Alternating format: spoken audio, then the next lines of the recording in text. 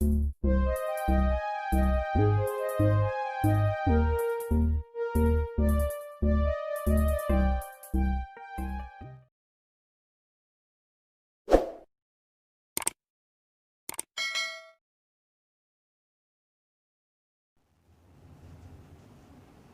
Student, हम पढ़े थे chapter number 2 electric potential and capacitance. Okay, और आज के इस लेक्चर में जो हम पढ़ने वाले हैं electrostatic potential energy of a system of charge, है ना। तो चलिए जो हम बात करते हैं कि इलेक्ट्रोस्टैटिक पोटेंशियल एनर्जी कब आती है किसी सिस्टम में और वो किसके बराबर होती है ना।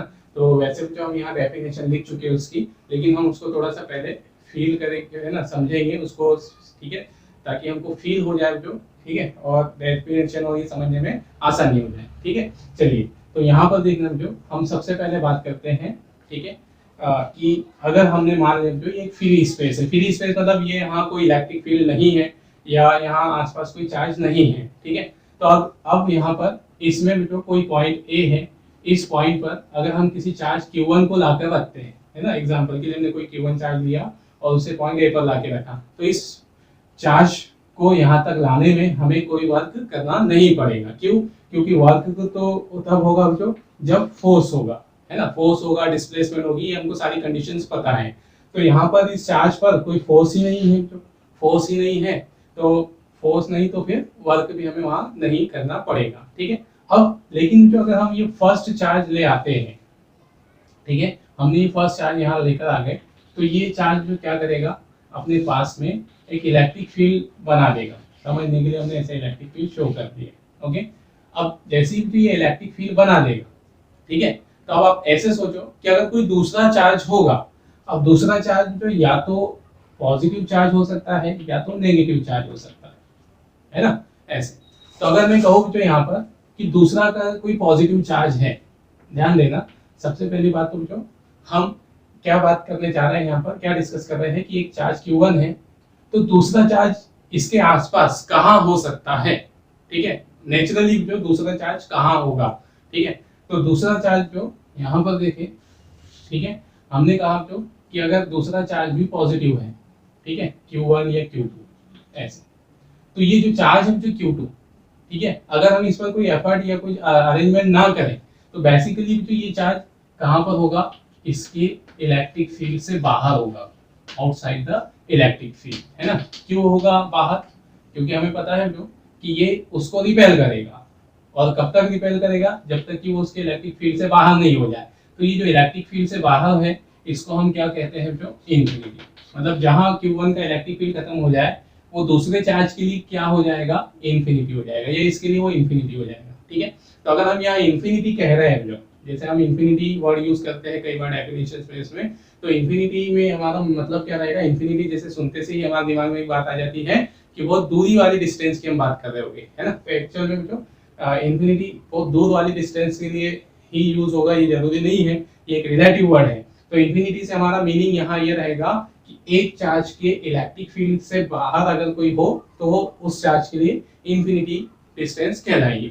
ओके, चलिए, तो ये तो होगी जो बात, है ना, कि अगर एक चार्ज है और उसके पास कोई पॉजिटिव चार्ज होगा, है ना, उसके पास में, तो वो डेफिनेटली इनिशियली जो कहाँ पर ही होगा, इन्फिनिटी पे, है ना, कहाँ पर होगा, आउटसाइड में, ठीक है। अगर हम इसको कोई इस पर इफेक्ट, इस पे कोई वर्क करके उसके अंदर नहीं लाते तो बाय नेचर ये कहाँ रहेगा, इलेक्ट्रिक फील्ड से बाहर रहेगा, है ना, इतनी बात, ठीक है। ध्यान में मतलब क्या डिस्कस किया अभी हमने कि हमारे पास कोई चार्ज है पॉजिटिव चार्ज, तो अगर दूसरा पॉजिटिव चार्ज अगर कहीं पर होगा, है ना, बाय नेचर, तो वो उसके इलेक्ट्रिक फील्ड से बाहर होगा। हम अगर कोई इफेक्ट लाकर उसको पास में ना ला रहे हैं, उसकी बात नहीं कर रहे हैं, ठीक है। अब दूसरी बात, जो नेगेटिव चार्ज होगा तो कहाँ होगा, अगर इसके पास जो नेगेटिव चार्ज होता, इलेक्ट्रिक फील्ड से बाहर होता, है ना, तो कोई बात नहीं, तो ये तो उसको अट्रैक्ट कर ही नहीं पाता। लेकिन अगर इलेक्ट्रिक फील्ड के अंदर होता, ठीक है, तो फिर क्या हो जाता, तो ये चार्ज उसको अपनी ओर अट्रैक्ट कर लेता, और अट्रैक्ट करके रिजल्टेंट वहां पर चार्ज रिड्यूस हो जाता, कम हो जाता। तो दूसरी बात हमको क्या समझ में आ गई यहाँ पर कि एक चार्ज के इलेक्ट्रिक फील्ड में, ठीक है, अगर दूसरा चार्ज कहीं पर एग्जिस्ट कर सकता है तो वो कहाँ पर ही हो सकता है, इन्फिनिटी पर। अगर हम उसे अंदर उठाकर ना लाए या ऐसे, तो बाय नेचर सेकंड जो चार्ज होगा, चाहे वो पॉजिटिव हो या नेगेटिव हो, वो हमेशा कहाँ पर लाइज करेगा, इस पहले चार्ज के इंफिनिटी सॉरी आउटसाइड, उसके इलेक्ट्रिक फील्ड के आउटसाइड में, है ना। अब ये बात हमने क्यों डिस्कस की, क्या ये आउटसाइड और इंफिनिटी पे होने का, अभी देखना, जब हम डेफिनेशन पढ़ेंगे तो फिर वहां हमको ये बात समझ में आ जाएगी कि हमने ये बात एक्सप्लेन क्यों की अभी, ठीक है। चलिए ये हो गई बात।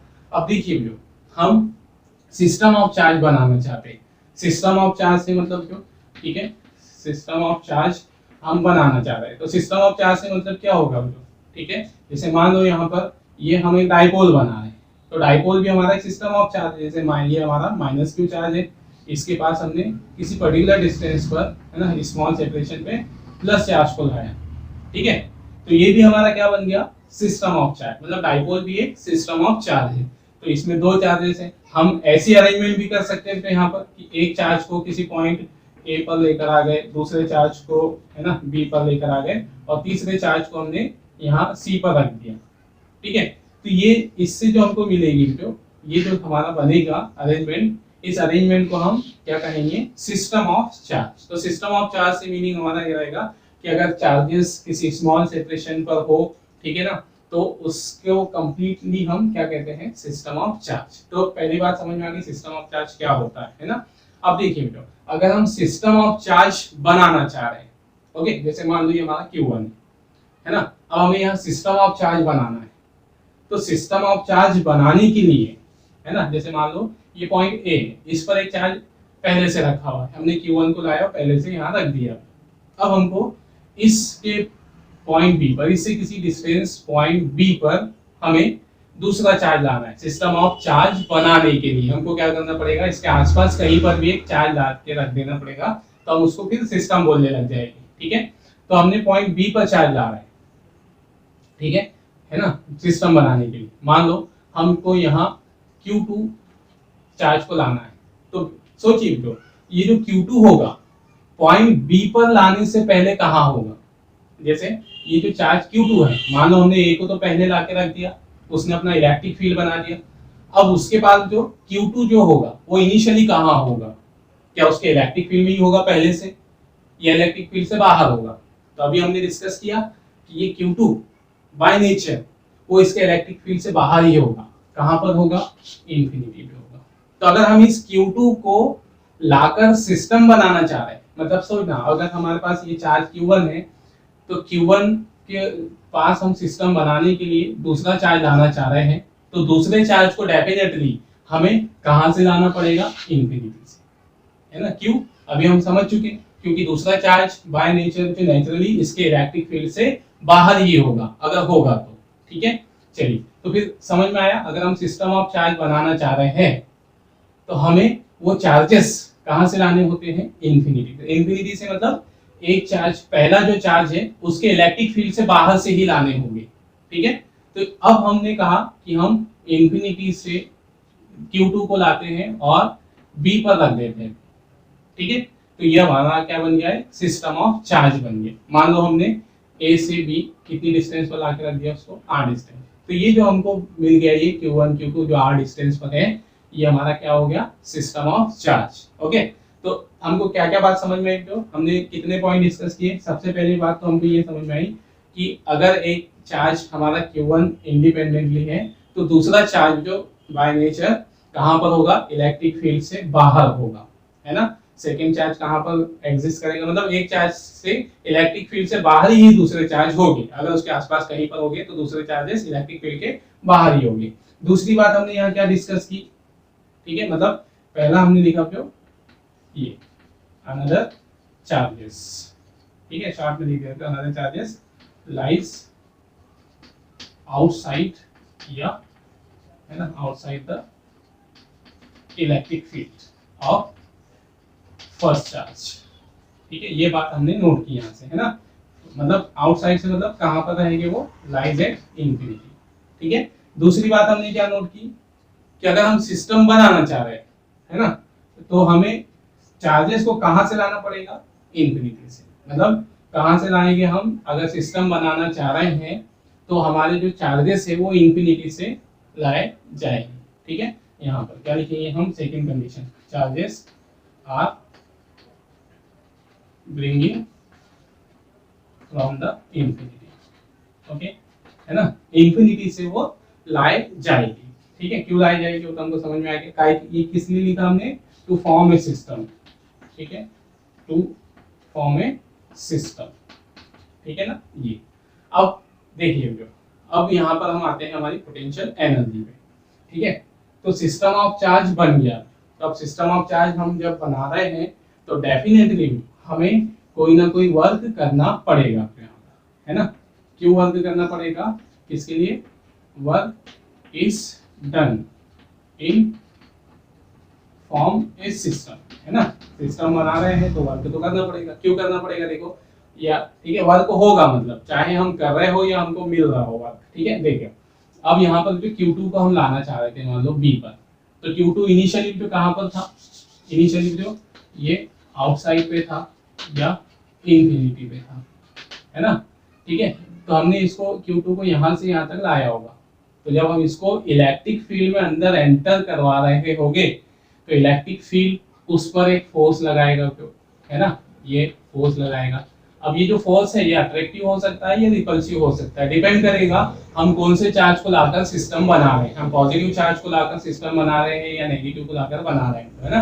तो फोर्स तो लगेगा यहाँ पर, ठीक है, या तो रिपल्शन लगेगा या अट्रैक्शन। तो जब फोर्स लगा है, मान लो हम इस Q2 को पॉजिटिव को ला रहे हैं इंफिनिटी से पॉइंट B तक, तो हमें इस फोर्स के अगेंस्ट वर्क करना पड़ेगा। कहाँ से लाया हमने यहाँ पर चार्ज को, है ना, चार्ज को अंदर ला रहे हैं तो ये बात समझ में आ गई, वर्क करना पड़ता है किसके अगेंस्ट, इलेक्ट्रिक फोर्स के अगेंस्ट। कहाँ से ला रहे थे हम चार्ज को, मान लो इंफिनिटी से, जहां पर भी हमें उसे लाकर रखना है, मान लो हमने B पर रखा, तो ये जो वर्क आएगा यही वर्क हमारा जो उसमें किसके फॉर्म में स्टोर हो जाएगा, इलेक्ट्रोस्टैटिक पोटेंशियल एनर्जी के फॉर्म में।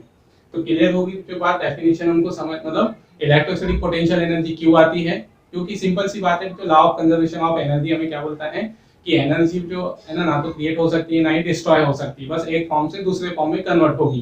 तो डेफिनेटली अगर हम कोई चार्ज को इलेक्ट्रिक फील्ड में ला रहे हैं तो कुछ ना कुछ वर्क वहाँ होगा, है ना, हमारी कुछ ना कुछ एनर्जी यूज होगी। तो वो एनर्जी लैप्स नहीं होगी, जीरो नहीं होगी, डिस्ट्रॉय नहीं होगी, वो किसी दूसरे फॉर्म में कन्वर्ट हुई होगी। तो वो दूसरे फॉर्म मतलब उस सिस्टम में स्टोर हो गई होगी, इलेक्ट्रोस्टैटिक पोटेंशियल एनर्जी जिसे हम कह रहे हैं। ओके, ठीक है ना। तो या तो जो वर्क हमें करना पड़ेगा या वर्क ऑब्टेन हो जाएगा। अगर नेगेटिव चार्ज आ रहे हैं तो वर्क ऑब्टेन होगा, लेकिन डेफिनेटली हर केस में वर्क किया जाएगा। तो वही वर्क जो पोटेंशियल एनर्जी के बराबर होगा, ठीक है। तो ये क्लियर होगी जो बात, इलेक्ट्रोस्टैटिक पोटेंशियल एनर्जी क्यों आती है। हम इलेक्ट्रोस्टैटिक पोटेंशियल एनर्जी किसके बराबर ही होती है, चार्ज को इंफिनिटी से लाने में। तो इंफिनिटी ही क्यों लिया जाता है, ये बात क्लियर हुई, क्योंकि एक सिंगल चार्ज हुआ तो दूसरा चार्ज डेफिनेटली उसके इलेक्ट्रिक फील्ड से बाहर ही होगा, है ना, चाहे वो पॉजिटिव हो या नेगेटिव हो, है ना, वो उसके इलेक्ट्रिक फील्ड में एग्जिस्ट नहीं कर सकता। तो दूसरा चार्ज हमेशा जो हमारा होगा वो आउटसाइड पे होगा, या जिसे हम इंफिनिटी कहेंगे। तो इलेक्ट्रोस्टैटिक पोटेंशियल एनर्जी हमेशा उस वर्क के बराबर होगी जो वर्क इंफिनिटी से उस चार्ज को किसी सिस्टम तक लाने और सिस्टम को बनाने में किया जाता है। ओके, तो यही बात जो हमारी डेफिनेशन बन गई उसकी, है ना। तो क्या हुआ, क्या समझ में आया जो हमको कि इलेक्ट्रोस्टैटिक पोटेंशियल एनर्जी किसके बराबर होगी, क्यों होगी, ये तो समझ में आया। क्योंकि वर्क हुआ है तो एनर्जी, है ना, स्टोर होगी, और किसके बराबर होगी, तो अभी हमने समझ लिया। The work done in bringing a charge from infinity to form a system, है ना, the work done in bringing charge from infinity to the system and form the system, ठीक है, इज कॉल्ड पोटेंशियल एनर्जी। वही बात हमने यहाँ definition में लिखी है, the electrostatic potential energy of a system of charge is equal to that work which is done in bringing the charges from infinity to that system and form the system। Clear यहाँ तक जो, चलिए, है ना, definition हमने समझी। तो actual में देखना, तो ये बात जो हमने इतनी समझी है, इतनी एक्सप्लेनेशन जो हमने दी है, इसको भी जो हम दो तरीके से पढ़ सकते थे। एक तरीका ये था कि मैं यहाँ डेफिनेशन लिख देता, आपको पढ़कर बता देता ऐसा ऐसा होता है, फॉर्मूला निकाल कर दे देता, लेकिन मुझे फिर इसमें मजा नहीं आता जो, ठीक है ना। तो हमको यहाँ पर अगर जो फिजिक्स पढ़ रहे हो तो अपनी यही टेंडेंसी रखो जो कि थोड़ी सी फील हो सके, हम फिजिक्स इस तरीके से पढ़े, इस वजह से पढ़े, है ना। अदरवाइज जो पढ़ने के कई तरीके होते हैं, है ना, बस डेफिनेशन लिखो, डेरिवेशन करके दिखा दो, ये हो गया हमारा फिजिक्स, ऐसा नहीं होता, ठीक है ना। चलिए, तो हमको इससे पूरी एक एक बात रियलाइज हो गई कि क्यों सिस्टम ऑफ चार्ज बनाने में हमें वर्क करना पड़ेगा, और सिस्टम ऑफ चार्ज में वर्क बनाने जो वर्क होगा, है ना, वो इंफिनिटी से ही लाने में किए गए वर्क क्यों हम लेते हैं, ये सारी बातें हमारी से क्लियर हो गई होगी, है ना। हालांकि तो ऐसा समझने से थोड़े से लेक्चर लेंथी जरूर हो जाते हैं, लेकिन जो हमारा इंटरेस्ट बना रहता है, अगर आप फिजिक्स में इंटरेस्ट रखते होगे तो आपको ऐसे लेक्चर अच्छे लगेंगे। अदरवाइज जो आप सोच रहे हो कि ये रिवीजन कर दो, ये कर दो, तो फिर आप शायद मेरे लेक्चर से बोर हो जाओगे। ठीक है ना। चलिए, तो ये बात हो गई जो हमारे पास, ठीक है ना। इलेक्ट्रोस्टैटिक पोटेंशियल एनर्जी की हम डेफिनेशन समझ चुके हैं। अब एक बात और जो है ना, हमने एक सिस्टम ऑफ चार्ज बना दिया यहाँ पर। ओके, हमने कहा जो इसमें इलेक्ट्रोस्टैटिक पोटेंशियल एनर्जी आ गई, तो ये एनर्जी से क्या करेगा, है ना। जैसे हमको पता है जो एनर्जी अगर किसी सिस्टम में होती है, किसी मशीन में होती है, तो हमको पता है कि वो मशीन कोई ना कोई वर्क करेगी। मतलब एनर्जी है तो उसकी पहचान किसी न किसी तरह के वर्क से ही होती है। तो अगर हमने कहा जो कि ये हमारे पास क्या है, एक सिस्टम ऑफ चार्ज है, इसके अंदर एनर्जी है, तो किस बात की एनर्जी है ना, चलने की एनर्जी, घूमने की एनर्जी, पढ़ने की, लिखने की, है ना। मतलब कोई तो वर्क करेगा जो, है ना। इसके पास जो एनर्जी है तो उस एनर्जी से कोई ना कोई वर्क तो करेगा। तो किस बात की एनर्जी, ठीक है, उसकी एनर्जी की पहचान क्या है। चलिए, तो उसको हम डिस्कस करेंगे जो, मतलब चलिए हम डिस्कस कर ही लेते हैं। जैसे मान लो जो हमने कहा कि हमारे पास सिस्टम ऑफ चार्ज है, ठीक है, तो सिस्टम ऑफ चार्ज में एनर्जी है, तो किस बात की एनर्जी है। ओके, देखिए यहाँ देखो जो, अब मान लो जो ये हमारा फ्री स्पेस है, ठीक है, फ्री स्पेस, ठीक। या ऐसे सोचो तो यहाँ पर एक कंडक्टर रखा हुआ है, एक कंडक्टर है, और ये कंडक्टर न्यूट्रल है, इस पर कोई चार्ज नहीं है। चार्ज नहीं है तो हमने बोल दिया इसमें कोई एनर्जी भी नहीं है, नो एनर्जी, है ना, एनर्जी नहीं है। अब इसके पास मैंने किसी पॉइंट पर दूसरे चार्ज को रखा, तो टेस्ट चार्ज को या कोई भी एक्स ऐसा मान लो चार्ज है हमारे पास, ठीक है। तो क्या ये कंडक्टर उस पर अपना इफेक्ट प्रोड्यूस कर पाएगा, ये हमारा क्वेश्चन है। क्या यहाँ इफेक्ट होगा, ठीक है। फिर दूसरा कंडीशन देखो जो, अब यही कंडक्टर पर हमने चार्ज दे दिया है, हमने यहाँ पर चार्ज दे दिया है, ओके, है ना, पॉजिटिव चार्ज। अब चार्ज है तो फिर इसके अंदर क्या भी है, एनर्जी भी है, क्योंकि हमें यहाँ पर जो है ना, वो वहां तक उसको चार्ज करने में कोई ना कोई वर्क करना है ना, ये वर्क हुआ होगा तो वो एनर्जी के फॉर्म में स्टोर हुआ होगा, ठीक है ना। तो इस तरह से इसमें एनर्जी भी है। अब इस चार्ज को हम यहाँ रखते हैं पॉइंट ए पर, तब क्या ये इस पे इफेक्ट प्रोड्यूस करेगा, दोनों में से तो इफेक्ट कहाँ पर होगा, इफेक्ट, ठीक है। तो आप कहोगे ये वाले में इफेक्ट प्रोड्यूस होगा, कैसा इफेक्ट प्रोड्यूस होगा, तो ये वाला कंडक्टर जो है ना, कंडक्टर ये है ना, इसको मोशन में ला देगा। इफेक्ट से मतलब क्या, इसको फोर्स लगाएगा इस पे, तो फोर्स के कारण या तो ये किस में आ जाएगा, मोशन में आ जाएगा, है ना। इस पे, अब इस पे चार्ज है और ये भी चार्ज है, तो इस चार्ज पे फोर्स लगाता है और उसको क्या कर देगा, एक्सेलरेट कर देगा, मोशन उसमें प्रोड्यूस कर देगा, ठीक है। ये ऐसे कर देगा, एक्सेलरेट कर देगा, है ना। तो यहाँ पर क्या बात समझ में आई कि ये हमारा सिस्टम ऑफ चार्ज है। तो सिस्टम ऑफ चार्ज जो उसके आसपास की किसी दूसरे चार्ज को एक्सेलरेट करवा सकता है, क्यों, क्योंकि उसके पास एनर्जी है, उसके पास चार्ज है तो उसके पास एनर्जी है, और एनर्जी है तो फिर वो क्या करवा पा रहा है, एक्सेलरेट करवा पा रहा है दूसरे चार्ज को। मतलब इसकी एनर्जी की पहचान क्या है कि अपने विसिनिटी में जो भी चार्ज होगा, अपने पास जो भी चार्ज होगा, उसको वो एक्सेलरेट करवा सकता है, उसको मोशन में ला सकता है। ये उसकी एनर्जी की पहचान हुई। ओके, तो ये हमारा क्या था, सिस्टम ऑफ चार्ज बनाने में वर्क होता है, एनर्जी आती है, उस एनर्जी की पहचान क्या है, तो वो पहचान अभी भी हमने समझी थी यहाँ पर, है ना। चलिए, तो नेक्स्ट जो, अब हम उसका एक्सप्रेशन देखते हैं, है ना, उसकी डेफिनेशंस ये तो समझ गए हम। अब उसका मैथमेटिकल, है ना, एक्सप्रेशन हम फाइंड करते हैं। तो फर्स्ट जो हम स्टार्ट कर रहे हैं, है ना, फॉर ए सिस्टम ऑफ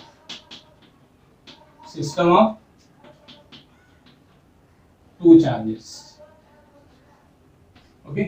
तो है ना, यहाँ पर जो हमने मान लिया है, लेट टू चार्जेस, ठीक है, two charges Q1 and Q2 are lies at separation R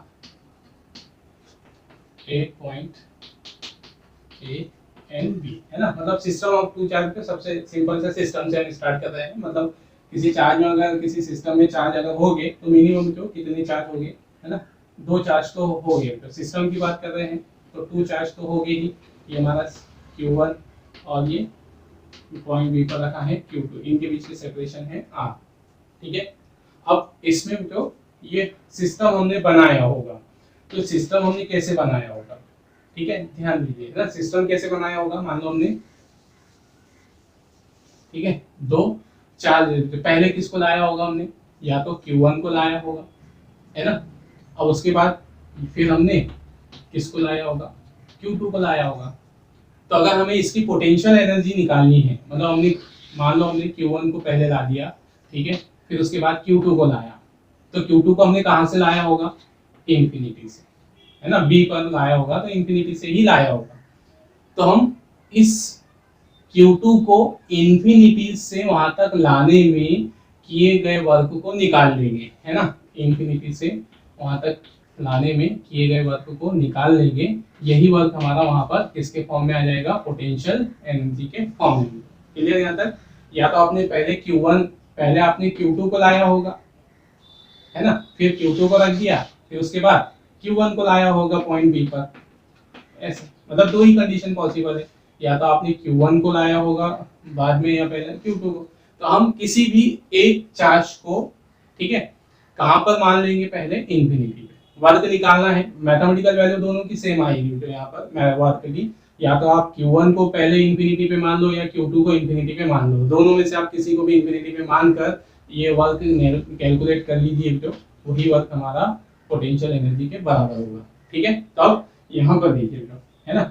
अब इसके लिए देखना लोग, अगर हम वर्क निकालना चाह रहे हैं, अब हमारी प्रोसीजर समझना, ठीक है, हमें निकालना क्या है, वर्क। कौन सा वर्क निकालना है, चार्ज को, ठीक है, ये सिस्टम हमने बनाया, है ना, ये इधर बना, समझा देता हूँ, ये सिस्टम हमने बनाया, तो हमको पोटेंशियल एनर्जी निकालनी है। हमने कहा पोटेंशियल एनर्जी Q2 को इंफिनिटी से पॉइंट बी तक लाने में किए गए वर्क के बराबर होगी, ये Q2 की बात हो रही है ना। अब हमें पोटेंशियल एनर्जी के लिए वर्क निकालना होगा, तो वर्क निकालने के लिए हमारे पास दो मेथड रहेगी। दो मेथड क्या रहेगी, तो पहली मेथड है जो मैथमेटिकल मेथड, ठीक है, आप मैथमेटिकल मेथड से मीनिंग कि इंटीग्रेशन मेथड, है ना, सिंपल समझो। आप क्या करो, पहले स्मॉल सेपरेशन में, ठीक है, स्मॉल सेपरेशन में डिस्टेंस निकाल लो, और स्मॉल सेपरेशन या स्मॉल डिस्टेंस चलने में क्या निकाल लेंगे, हम वर्क निकाल लेंगे। ठीक है, ये वर्क हमने निकाल लिए, स्मॉल सेपरेशन में वर्क आ गया, ठीक है, ये फोर्स इनटू डिस्प्लेसमेंट, फिर इसका इंटीग्रेशन कर दोगे, ठीक है, स्मॉल वर्क का, तो ये टोटल वर्क आ जाएगा। इंफिनिटी से कहाँ तक ला रहे हैं हम, पॉइंट बी तक। ओके, तो पॉइंट इंफिनिटी से पॉइंट बी मतलब कितनी डिस्टेंस तक, 8 डिस्टेंस। ये एक मेथड हो गई, है ना। दूसरा बच्चों, ठीक है, अब दूसरा तरीका हमारे पास क्या है, पोटेंशियल वाले फॉर्मूले से, है ना। आप अभी तक जो हम ये मेथड, ये टेक्निक से ही वर्क निकालते आए हैं, स्मॉल वर्क और ये सारी बातें, अब हमें नई मेथड से देखेंगे, ठीक है ना। तो हमारे पास दूसरा तरीका क्या होगा, देखिए, हमने पॉइंट बी पर अगर पोटेंशियल निकालना है, मान लो हम पोटेंशियल की बात कर रहे हैं, चार्ज Q1 है वहां पर, Q1 ने पॉइंट बी पर अपना क्या बनाया होगा, पोटेंशियल। तो अगर हम पॉइंट बी पर पोटेंशियल निकालें किसका, Q1 का, तो Q1 के थ्रू पोटेंशियल, है ना, potential of Q1 at point B, ठीक है। तो पोटेंशियल जो कैसे निकालते हैं, हमको फॉर्मूला पता है, पोटेंशियल एट पॉइंट बी किसके बराबर होगा, उस चार्ज को इंफिनिटी से वहां तक लाने में किया गया वर्क, है ना, अपॉन में मैग्नीट्यूड ऑफ चार्ज, जैसे जिसको ला रहे हैं, ठीक है ना। ये हमारे पास फॉर्मूला है ना। पोटेंशियल निकालना हमको बी पर, तो बी पर जो पोटेंशियल होगा किसके बराबर होगा, ठीक है ना। देखना किसका पोटेंशियल की बात कर रहे हैं हम, Q1 के पोटेंशियल की बात कर रहे हैं। तो यहाँ पर Q1 का पोटेंशियल किसके बराबर होगा, Q1 को कहां से कहां तक लाने में, ये देखो, ये फॉर्मूला लिखते हैं, Q1 को इंफिनिटी से वहां तक लाने में किया गया वर्क अपॉन में मैग्नीट्यूड ऑफ चार्ज। तो अगर हमें यहाँ पर, सॉरी, कहां तक ला रहे हैं हम, बी तक, है ना। तो अगर यहाँ जो वर्क का फॉर्मूला देखें यहाँ से, तो एक वर्क का फॉर्मूला इंफिनिटी से कहां तक लाने में, पॉइंट बी तक लाने में जो वर्क होगा किसके बराबर होगा, चार्ज इनटू वी के। ये आ गया, मतलब ये वाले फॉर्मूले से भी हम वर्क डायरेक्ट निकाल सकते हैं। एक तो ये मेथड हो गई, स्मॉल डिस्प्लेसमेंट में वर्क निकालो, फिर इंटीग्रेशन कर दो, लिमिट रख के फॉर्मूला लगा के। दूसरा तरीका क्या होगा, इंफिनिटी से किसी पॉइंट तक लाने में किया गया वर्क किसके बराबर होगा, जिस चार्ज को ला रहे हैं और जहां तक ला रहे हैं उस पॉइंट पर पोटेंशियल। तो ये जो फॉर्मूला है जो, इस फॉर्मूले के बेस पर हम यहाँ पर वर्क निकाल सकते हैं। तो हमारे पास दूसरा तरीका ये हो गया वर्क निकालने का, जो मेथड आसान लगे उससे हम कैलकुलेट कर सकते हैं। ओके, क्लियर यहाँ तक? तो हमें पोटेंशियल एनर्जी निकालनी है। पोटेंशियल एनर्जी के लिए क्या करना है, चार्ज Q2 को इंफिनिटी से पॉइंट बी तक लाने में वर्क निकालना है। तो हमारे पास वर्क निकालने की दो मेथड हो गई, एक ये हो गई, ये और दूसरा क्या हो गई, charge into potential at that point, है ना। ठीक है, तो हम इस वाली मेथड से जो पोटेंशियल फाइंड कर देंगे, इजी है हमारे लिए, है ना, ये थोड़ी लेंथी हो जाएगी। ठीक है, चलिए, तो अब हमको देखना था, अगर हम ये वाली मेथड यूज करके पोटेंशियल निकालना चाह, सॉरी वर्क निकालना चाह रहे हैं, तो इस फॉर्मूले के लिए हमको दो चीजें चाहिए होगी। चार्ज जिसे लाया जा रहा है, तो कौन से चार्ज को ला रहे हैं हम, Q2 को, तो हमारे पास इसकी वैल्यू तो है Q2। दूसरा हमें क्या चाहिए होगा, पोटेंशियल, जिस पॉइंट तक लाया जा रहा है उस पॉइंट पर पोटेंशियल। तो ये V पॉइंट B का पोटेंशियल हमें चाहिए होगा। हम पॉइंट B तक ला रहे हैं तो पॉइंट B का हमें पोटेंशियल चाहिए होगा। तो पॉइंट B पर पोटेंशियल किसने बनाया होगा, पहले वाले चार्ज ने, है ना, क्योंकि पहले Q1 आया है, तो Q1 ने अपने आसपास पोटेंशियल भी बना दिया, इलेक्ट्रिक फील्ड भी बना दिया। तो हम पहले क्या करेंगे, सबसे पहले जो हम पोटेंशियल निकालेंगे, Q1 का पोटेंशियल कहाँ पर, 8 पॉइंट B। ओके, फिर उसके बाद वर्क का फॉर्मूला लगा देंगे यहाँ पर, और ये फॉर्मूला जिस चार्ज को ला रहे हैं इससे रख के वर्क आ जाएगा, और वही वर्क हमारी पोटेंशियल एनर्जी होगी। तो सिंपल सी मेथड है ना, ठीक है ना। चलिए, तो अब हम बात करते हैं यहाँ पर हमें क्या निकालना है सबसे पहले, है ना। ठीक है, पॉइंट बी पर पोटेंशियल। ठीक है, मान लिया हमने कि Q1 Q2 आर डिस्टेंस पर है पॉइंट ए और बी पर, देन ठीक है पोटेंशियल 8 या potential due to charge Q1 8 point B, है ना। तो इसको हमने दिखा दिया, तो है ना, पोटेंशियल का फॉर्मूला हमें मालूम है, जो पोटेंशियल हमारा क्या है, ठीक है, पोटेंशियल ये 1/4 पाई एप्सिलॉन नॉट, ठीक है, हमने पढ़ा है ये Q1/R। ठीक है, ये हो गया पॉइंट बी पर पोटेंशियल। नेक्स्ट तो यहाँ पर, ठीक है, अब क्या होगा, नाउ अब हमने Q2 को इंफिनिटी पे माना है पहले, है ना, तो अब हम वही लिख देते हैं पहले कि हम इंफिनिटी पे किसको मान रहे हैं, इफ द चार्ज, ठीक है, Q2 initially lies at infinity, है ना, इनिशियली वो इंफिनिटी पर हो, देन ठीक है electrostatic potential energy of a system of charge, then electrostatic, ठीक है, पोटेंशियल एनर्जी, है ना, अकॉर्डिंग टू द डेफिनेशन किसके बराबर होगी, ये वही डेफिनेशन जो वर्क डन, है ना, work done in bringing the charge Q2 from infinity to point B, है ना, ये ठीक है। अब सिंपल से हमको फॉर्मूला लगा, पोटेंशियल एनर्जी को यू से दिखा रहे हैं, वर्क क्या होगा, वर्क का फॉर्मूला है चार्ज अपॉन, और सॉरी चार्ज इनटू पोटेंशियल, कहाँ पर पोटेंशियल 8 पॉइंट बी, है ना, पॉइंट बी की बात कर रहे हैं, तो ये पॉइंट बी का, ठीक है, और u इज इक्वल टू हो जाएगा, किसको ला रहे हैं हम, चार्ज Q2 को, पोटेंशियल है पॉइंट बी, वीबी से हमने दिखाया है, u हो गया हमारे पास Q2, वीबी की वैल्यू पुट कर देते हैं 1/4 pi epsilon not Q1 Q2 upon R, okay, sorry Q1 Q2 लिखते हैं यहाँ से, कितना है Q1, है ना, ये वाली वैल्यू Q1, ओके, ये यहाँ रख दिया मैंने, है ना, थोड़ा सा मल्टीप्लाई करके लिखते हैं, u is equal to 1/4 pi epsilon naught, ठीक है, Q1 Q2 अपॉन R, है ना, ये होगी, और एनर्जी बता दें फिर जूल में बता दें या उसमें, तो उसके आप यूनिट भी लिख सकते हो, है ना। तो अभी हमने सिर्फ एक्सप्रेशन देखा उसका, ठीक है, एनर्जी की वैल्यू तो हम देख चुके हैं, ठीक है ना। ये हो गया हमारे पास electrostatic potential energy of a system of charge, ठीक है, यहाँ यूनिट आप लिख देना उसकी, SI हो या CCS, ठीक है।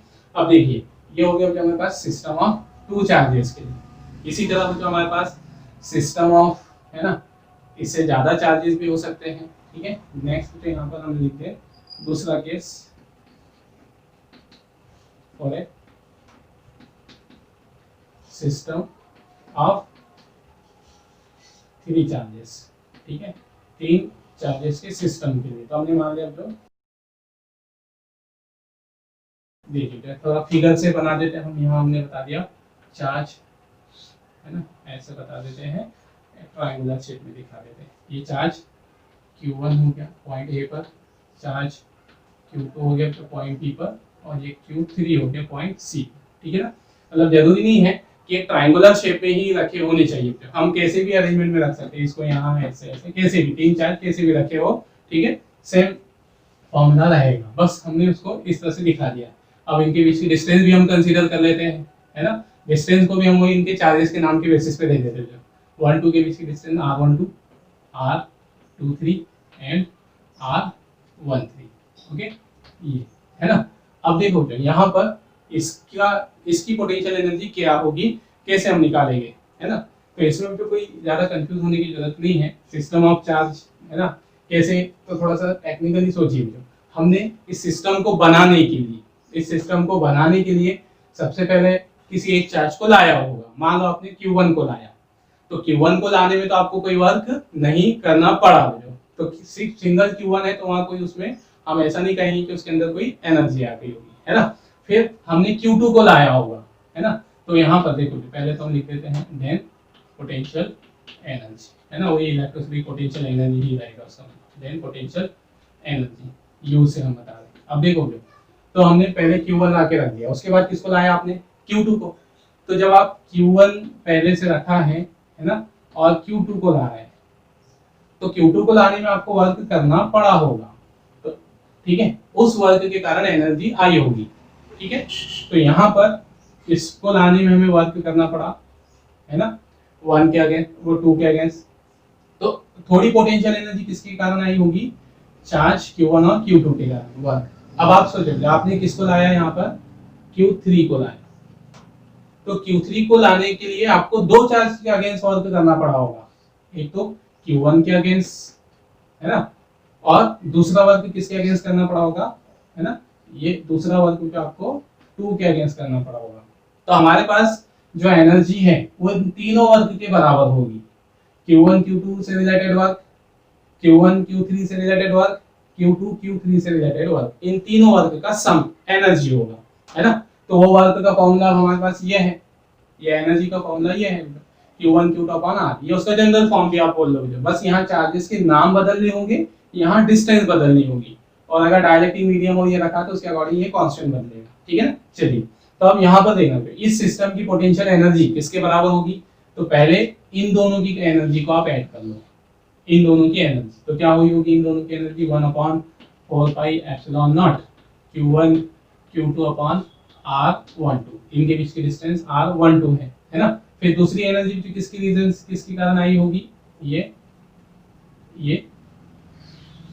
इसके लिए, है ना, या Q2 Q3 ऐसा बोल सकते हैं, ओके।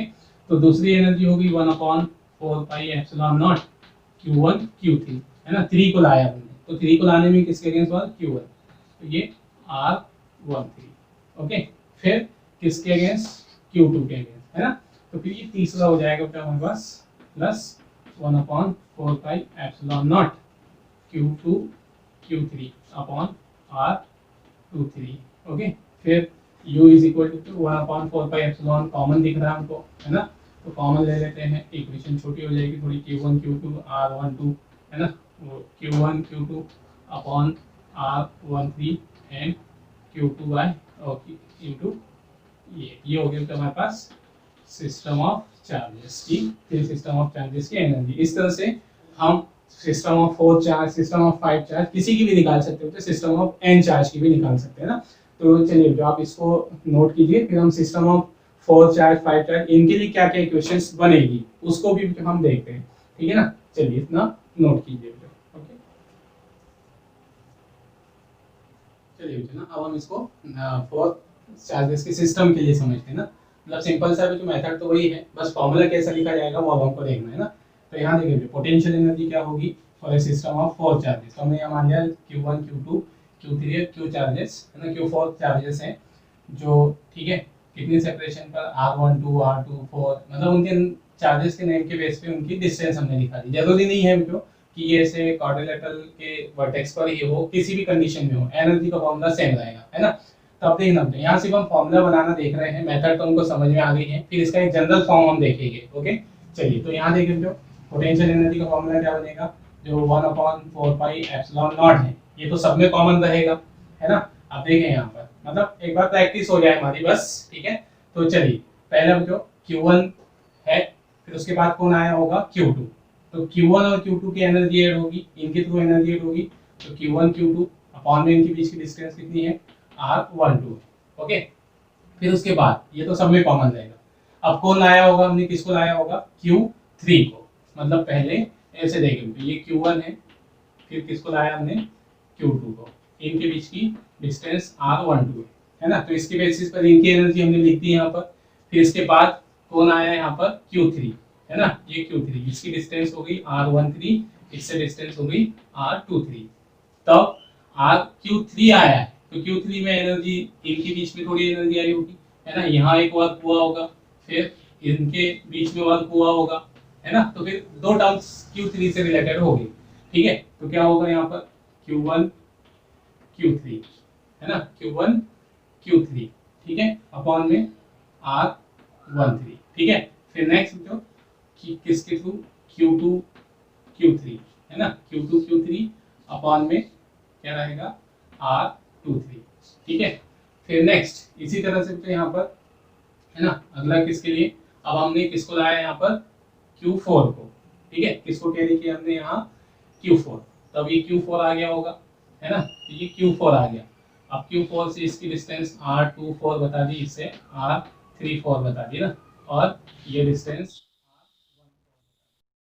जब हमने Q4 को लाया होगा तो हमें तीन चार्जेस के अगेंस्ट यहाँ वर्क करना पड़ा होगा। पहला तो Q1 के अगेंस्ट, है ना, फिर Q2 के अगेंस्ट और Q3 के अगेंस्ट। तो Q4 से रिलेटेड 3 टर्म्स आएंगे, कितने टर्म्स हो जाएंगे, Q1 Q4, ठीक है, Q1 Q4 R14 plus Q2 Q4 R24 plus Q, ठीक है, 4 या Q3 Q4 R34, है ना। ये जो इनसे है ना, ऐसे साइड बाय साइड लिखना, मैंने ध्यान रख लिया, ऐसे लिखा है। ओके चलिए, तो ना, तो ये हो गया हमारे पास, है ना, 4 चार्जेस हो तो उसके लिए एक्सप्रेशन, ठीक है। अब मान लो जो फिफ्थ चार्ज होते तो, है ना, मतलब हम एक जनरल प्रैक्टिस के लिए इसी डिस्कशन कर रहे हैं बस ओनली, ठीक है। अगर मान लो फिफ्थ चार्ज होते, मान लो हमने यहाँ पर एक 5 चार्ज भी लेकर आ गए होते, है ना, Q5, तो कितने टर्म्स हो जाते, कितने हो जाते, देखो जो ये Q1 Q2 Q3 ये तो ऑलरेडी था, और कितने टर्म्स बढ़ जाते, तो हमने Q5 को लाया है, तो और Q1 के अगेंस्ट वर्क करना पड़ता, Q1 Q5, है ना। फिर R, चलो अभी इसको इसमें कैरी कर दो इसे समझने के लिए, ये हमारा मान लो हमने यहाँ Q5 अलग से लेकर आ गए, है ना, तो फिर यहाँ जो Q1 Q5 1 के अगेंस्ट वर्क हुआ होगा 15, फिर Q2 Q5 R125, है ना, फिर Q3 Q5 R35, है ना, ठीक है, फिर Q4 Q5,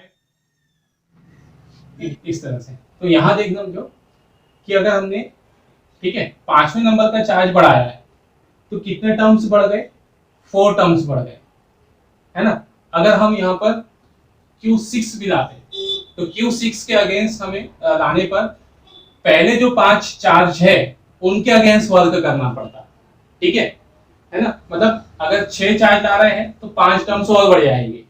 अगर हम 7 चार्ज आ रहे हैं तो पहले से कौन से कितने चार्ज है, वहां पर 6 है, तो 6 के अगेंस्ट हमें वर्क करना पड़ेगा। मतलब Q7 को लाने पे और कितने टर्म्स बढ़ जाएंगे, 6 टर्म्स और बढ़ जाएंगे, है ना। तो अब अगर जो टर्म्स की बात करें हम, है ना, नंबर ऑफ टर्म्स देखो, ठीक है, ये तो जैसे फिफ्थ चार्ज है, इसके लिए इसको हटा देते हैं हम, है ना, हमको समझ में आ गया। मतलब अब देखना, मैं यहाँ से कहता हूँ जो हमारे पास एक सिस्टम ऑफ चार्जेस है, इसमें बहुत सारे चार्जेस है, Q1 Q2 Q3 Q4, है ना, ऐसे करते करते हमने यहाँ पर Q8 चार्जेस लेकर आ गए। तो नंबर ऑफ टर्म्स कितने हो गए, डायरेक्ट नंबर ऑफ टर्म्स बताओ, कितने नंबर ऑफ टर्म्स हो गए यहाँ पर। ओके ठीक, तो देखना यहाँ पर कितने नंबर ऑफ टर्म्स हो गए। ये नंबर ऑफ टर्म्स वाली कॉन्सेप्ट कब काम में आएगी, अगर मैंने कहा कि Q1 Q2 सबकी वैल्यू सेम है, सबकी वैल्यू सेम, सभी को हमने सेम डिस्टेंस पे लाया, तो फिर हम डायरेक्ट नंबर ऑफ टर्म्स वाली कॉन्सेप्ट से हमको इजीली हम आंसर लिख सकते हैं वहां पे, ठीक है। फिर हमें इतना बड़ा फॉर्मूला लिखने की जरूरत नहीं होती। तो देखिए अगर हमने Q8 चार्जेस लाए हैं तो नंबर ऑफ टर्म्स कितने हैं, सिर्फ नंबर ऑफ टर्म्स बताना है, तो ये सब लिखकर बताने की कोई जरूरत नहीं है। तो देखो पहला, अगर आपने जो सबसे पहले किसको लाया होगा, 1 को, तो 1 को लाने पर ठीक है कुछ नहीं हुआ है। फिर आपने 2 को लाया, 2 को लाया तो इनकी एनर्जी ऐड हुई, Q2 को लाया तो एनर्जी ऐड हुई, तो कितना टर्म बना, 1 टर्म। मतलब हमने दूसरे चार्ज को लाया तो कितने नंबर, एक टर्म ऐड हो गया एनर्जी का, दूसरे चार्ज को लाया तो एक टर्म आया। फिर आपने तीसरे चार्ज को लाया, तो कितने चार्ज को लाया, थर्ड वाले को, दूसरे को लाने पे एक टर्म, फिर तीसरा चार्ज लाया आपने थर्ड वाला, तो थर्ड वाले को लाने पर आपको 1 के अगेंस्ट, 2 के अगेंस्ट, इनके अगेंस्ट वर्क करना पड़ा होगा, है ना। तो कितने टर्म्स बढ़ जाएंगे, Q3 से रिलेटेड 1 और 2, 2 टर्म्स बढ़ेगी, तो 3 को लाया तो 2 टर्म बढ़ गए, है ना। फिर फोर्थ चार्ज को लाया आपने, तो फोर्थ चार्ज को लाए तो 3 टर्म बढ़ गए होंगे, Q1 से रिलेटेड, Q2 से रिलेटेड और Q3 से, तो कितने टर्म्स हो गए, तो यहाँ पर 3। फिर फिफ्थ को लाया होगा, है ना, फिफ्थ वाले चार्ज को लाया होगा, तो कितने चार्जेस, मतलब ये आपने Q2 को लाया, Q3 को लाया, Q4 को लाया, Q5 को लाया, तो Q5 को लाने पर, है ना, कितने चार्ज बढ़ गए थे आपके पास, कितने टर्म्स और बढ़ जाएंगे, 4 टर्म्स। फिर Q6 को लाए तो और 5 टर्म्स बढ़ जाएंगे, Q7 को लाए तो 6 टर्म्स और ऐड हो जाएंगे ऐसे, और Q8 को लाया तो 7 टर्म्स और ऐड हो जाएंगे। तो इक्वेशन में कितने टर्म्स आएंगे हमारे, 1/4 पाई एप्सिलॉन नॉट ऐसा, फिर कितने टर्म्स बनेंगे, ठीक है, 1 2 2 3 3 4 ऐसा बनेगा, है ना, ये ठीक है, 1 2 2 3 इस तरह से हमारा टर्म बनते चलेगा। तो अब देखो नंबर ऑफ टर्म देखना है हमको, सिर्फ कितने हो गए, 3 6 ओके 10, है ना, यहाँ सॉरी तो ये हो गए 3, ये 6 हो गए, ये 10 हो गए, 15 हो गए, 21 हो गए, और 21 और ये 7 28, मतलब टोटल कितने टर्म बन गए, 28, है ना।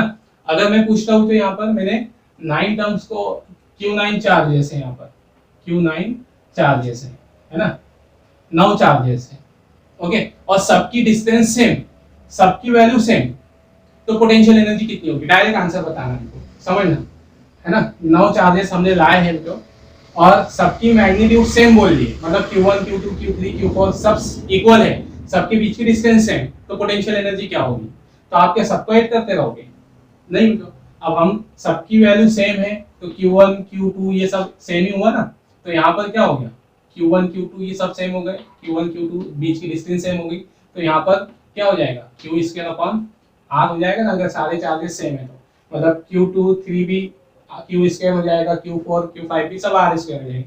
तो ऐसे कितने बार ऐड करना पड़ेगा हमको इसको, Q स्क्वायर R को, देखो 9 या आपने 8 ही लाए, हम गिन चुके हैं इसको, इसलिए काउंट कर चुके हैं, तो आपने ऐसे 8 चार्जेस रखे किसी सिस्टम में, और उन सभी 8 चार्ज का मैग्नीट्यूड भी सेम है, उनके बीच की डिस्टेंस भी सेम है, तो पोटेंशियल एनर्जी क्या होगी, तो आपने जो 1/4 पाई एप्सिलॉन 0 तो कॉमन है, 2 सॉरी, है ना, कितने टाइम्स, कितने टर्म्स आएंगे हमारे, 28 बार टर्म्स, 28 टाइम्स ऐड होगा, और कितने का, Q स्क्वायर बाय R, ये हमारा एक शॉर्ट तरीका है ना। अगर मैग्नीट्यूड और ये सब सेम रहा, है ना, तो हमारे पास जो फॉर्मूला क्या बन जाएगा, ठीक है ना, यहाँ पर नंबर ऑफ टर्न्स, ये उससे कॉमन फॉर्मूला बनेगा, है ना, मतलब जब हमको डायरेक्टली न्यूमेरिकल करना हो तो ये ठीक से ये फॉर्मूले से हम यूज कर सकते हैं। Q8 है ना, इसका भी जनरल फॉर्म भी हम आगे लिखेंगे, अभी हम उसको समझते हैं यहाँ पर, ठीक है ना, ऐसे। तो ये हमने नंबर ऑफ टर्न्स काउंट करना देखा हम जो,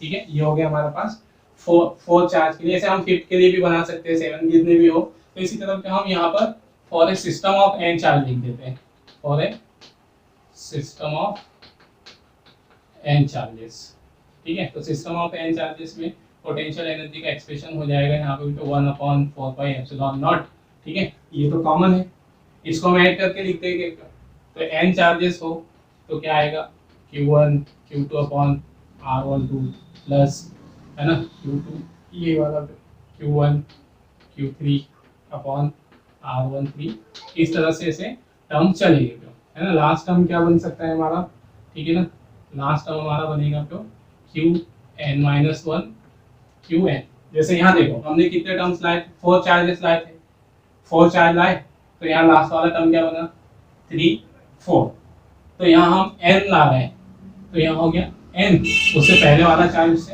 n-1, अगर हम इस सीक्वेंस में लिख रहे हैं, और उसकी बीच की डिस्टेंस क्या हो जाएगी r n-1 इंटू n, ये हमारे पास होगी।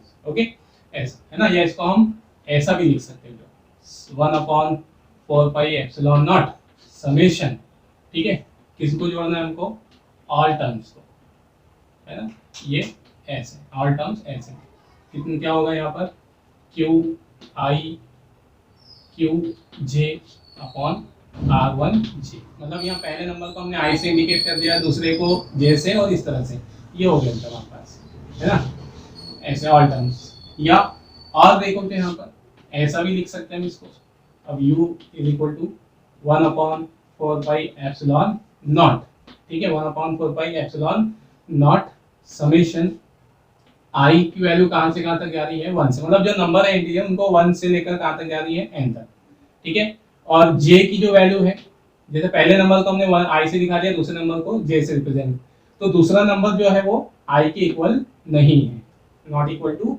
i, है ना, तो यहाँ पर जो अगर हम इस फॉर्म में लिखना चाह रहे हैं i1 sorry q1 qi qj upon में r1, ठीक है, तो ऐसा भी लिख सकते हैं, लेकिन हमको इसमें एक थोड़ा सा एक और चीज अप्लाई करनी पड़ेगी, यहाँ से मल्टीप्लाई कर देंगे किसका 1/2 का।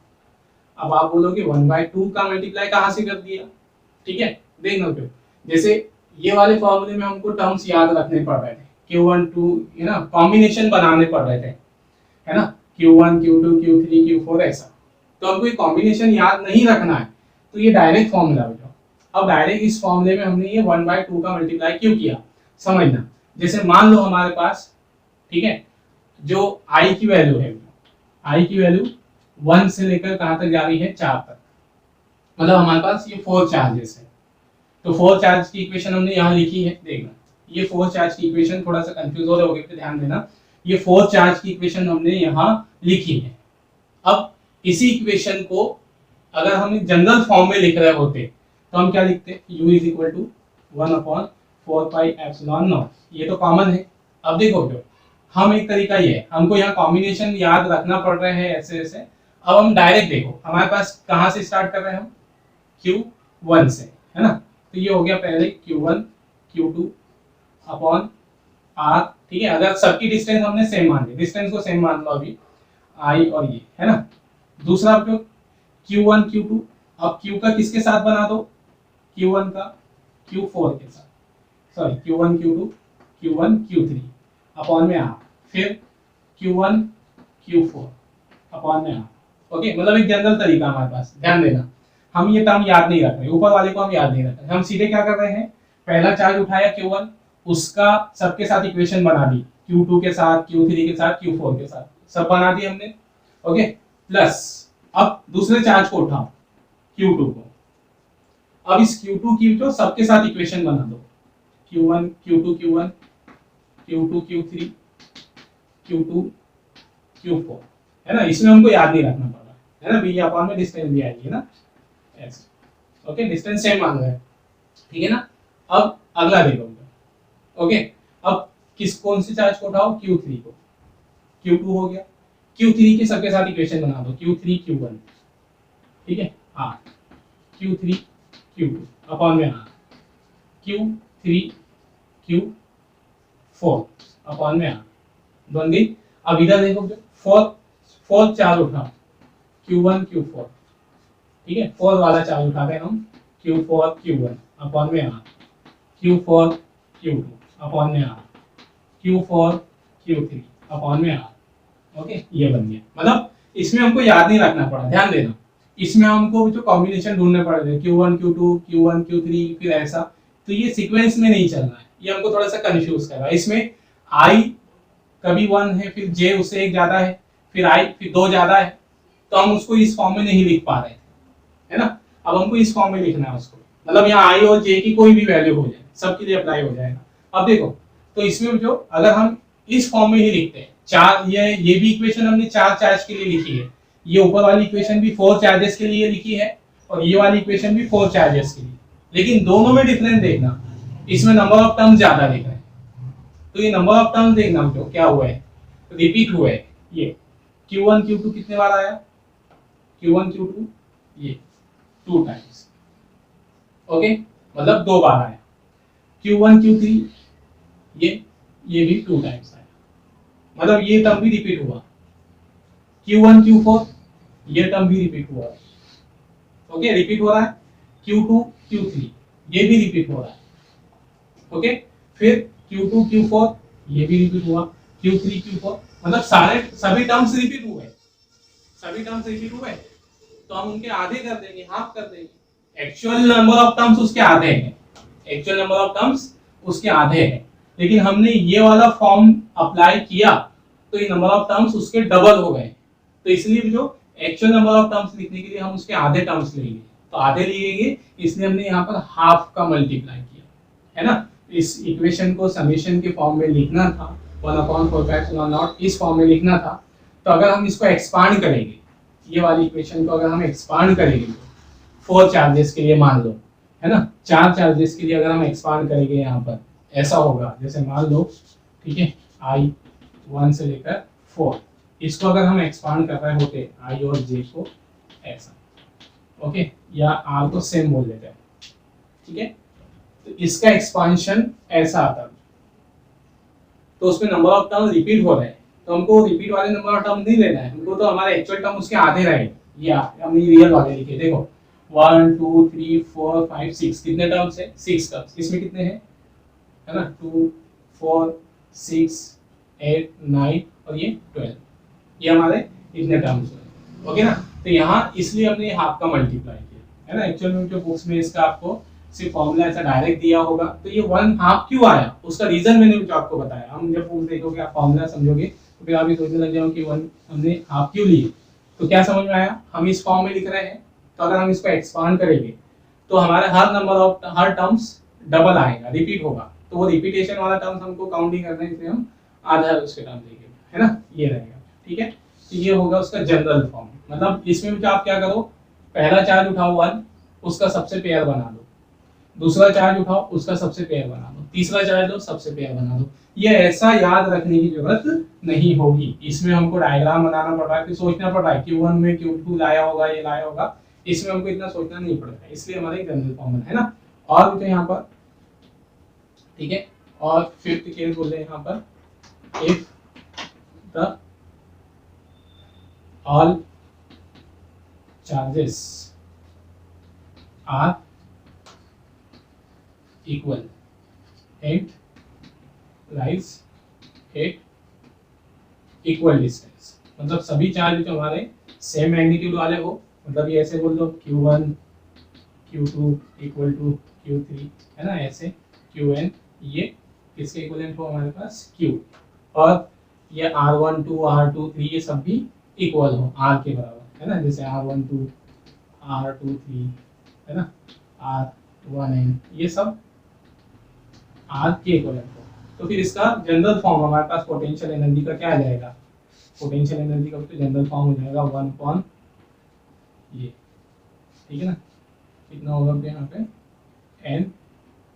n-1/2, इसी से 1/2, अगर ये सब सेम हो गए Q1 ये सब सेम हो गए, तो n-1 1/4πε0 Q square upon R, ये हमारा उसका कॉमन फॉर्मूला रहेगा। मतलब ये फॉर्मूला कैसे आया अभी अपने समझाया था, तो यहाँ पे अगर आप टर्म लिखोगे, सभी को ऐड करके लिखोगे, तो मल्टीप्लाई में तो इतना ही आएगा, है ना। अब ये फॉर्मूला कैसे ड्राइव हुआ है, ये हुआ है जो, इसमें ज़्यादा डिटेल में जाने की जरूरत नहीं है, सिर्फ इसको याद रखो, ये आपके न्यूमेरिकल्स और जब हम क्वेश्चंस करते हैं तो वहाँ यूज होता है। तो हमारे पास जो अगर n चार्जेस हो किसी सिस्टम में और सभी इक्वल और इक्वी डिस्टेंस पर हो, है ना, तब हम ये फॉर्मूला डायरेक्ट यूज करेंगे, n-1, जहाँ n होगा नंबर ऑफ चार्जेस, ओके। चलिए, तो ये एक शॉर्ट फॉर्मूला रहेगा to calculate the potential energy of system of n charges, है ना। चलिए इसे नोट कर लीजिए।